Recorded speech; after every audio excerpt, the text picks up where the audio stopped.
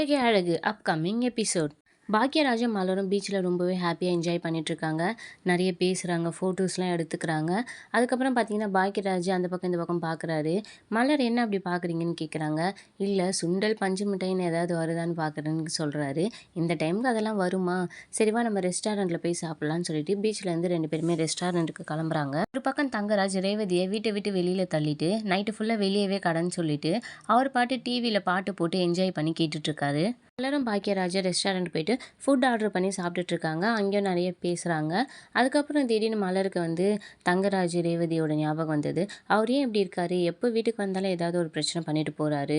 ரேவதி வீட்டுக்கு வந்ததை அவர்கிட்ட சொல்லிட்டு வந்திருப்பாங்கன்னு நினைக்கிறீங்களான்னு கேட்குறாரு. ஏன் அப்படி கேட்குறா? அவர் சொல்லிட்டு வந்தேன்னு தானே சொன்னாங்க. சொல்லியிருந்தா முதல்ல அவர் விட்டுருப்பாரா அப்படின்னு சொல்லிட்டு இருக்காங்க. எனக்கு என்னமோ பயமாக இருக்குது. அவங்கள திட்டிருப்பாரோ அடிச்சிருப்பாரோ அப்படின்னு சொல்லி ரொம்பவே அவங்கள நினச்சி வருத்தப்படுறாங்க. பாக்கியராஜ் அதெல்லாம் எதுவும் இருக்காது, நீ சாப்பிடு அப்படின்னு சொல்லிட்டு அதுக்கப்புறம் 2 பேரும் ரெஸ்டாரண்ட்டில் சாப்பிட்டுட்டு இருக்காங்க. கொஞ்ச நேரத்தில் சூர்யா வீட்டுக்கு போயிட்டு கதவு ஓப்பன் பண்ணுறதுக்காக மலருக்கு கால் பண்ணுறாங்க. ஆனால் மலர் எடுக்கலை. அவங்க உடனே மதிக்கு கால் பண்ணி சூர்யா வந்திருக்காங்க போல, எனக்கு கால் பண்ணுறாங்க அப்படின்னு சொன்னதுக்கப்புறம் சரி நான் பார்த்துக்கிறேன் அப்படின்னு சொல்லிட்டு அதுக்கப்புறம் மதி வந்து பார்த்திங்கன்னா டோர் ஓப்பன் பண்ணுறாங்க. இன்றைக்கி தான் கால் பண்ண அவங்க எடுக்கல, அதனால தான் கதவை தட்டினேன் அப்படின்னு சொல்கிறாரு.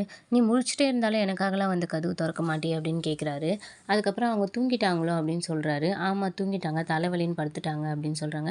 எனக்கு நைட் எதுவும் சாப்பாடுலாம் வேணாம், நான் வெளியவே சாப்பிட்டுட்டேன் அப்படின்னு சூர்யா சொல்கிறாரு. அதுக்கு மதி நான் இப்போ உங்களுக்கு சாப்பாடு தரேன்னு சொல்லவே இல்லையே அப்படின்னு சொல்கிறாங்க. அதுக்கப்புறம் அவர் உள்ளே போயிட்டு ட்ரெஸ்லாம் சேஞ்ச் பண்ணுறாரு. அங்கே மலரோட பாப்பா தூங்கிட்டு இருக்காங்க. என்ன பாப்பா இங்கே இருக்காங்கன்னு கேட்குறாங்க. அவங்களுக்கு தலைவலின்ட்டு நான் தான் இங்கே படுக்க வச்சுக்கிட்டேன் அப்படின்னு சொல்கிறாங்க. 2 பேரும் பாப்பாவை கட்டி பிடிச்சிட்டு தூங்குறாங்க. பக்கம் மலரும் பாக்கியராஜும் காஃபி ஷாப் போகிறாங்க. அங்கே போய் காஃபிலாம் குடிச்சிட்டு அங்கேயும் ஃபோட்டோ எடுக்கிறாங்க. அப்போ மலர் எதாச்சும் வாட்ஸ்அப் ஸ்டேட்டஸ் பார்க்குறாங்க. அது பார்த்தோன்னே அவங்களுக்கு ரொம்பவே கஷ்டமாயிடுச்சு. ரேவதி ஒரு வேளை அவர் அடிச்சிருப்பாரோ ஏதாவது பண்ணியிருப்பாரோன்னு சொல்லி ஃபீல் பண்ணுறாங்க. அதெல்லாம் எதுவும் இருக்காது அப்படின்னு சொல்லிட்டு அதுக்கப்புறம் 2 பேரும் பைக்கில் வீட்டுக்கு போகலான்னு சொல்லி கிளம்புறாங்க. அப்படியே என்னோட எபிசோட முடிக்கிறாங்க. அடுத்தடுத்து வரும் சுவாரஸ்யங்களையும் விறுவிறுப்புகளையும் ஷார்ட் அண்ட் ஸ்வீட்டாக தெரிஞ்சுக்க மறக்காமல் என்னோட இந்த புது சேனலை லைக் பண்ணுங்கள், ஷேர் பண்ணுங்கள், சப்ஸ்கிரைப் பண்ணுங்கள்.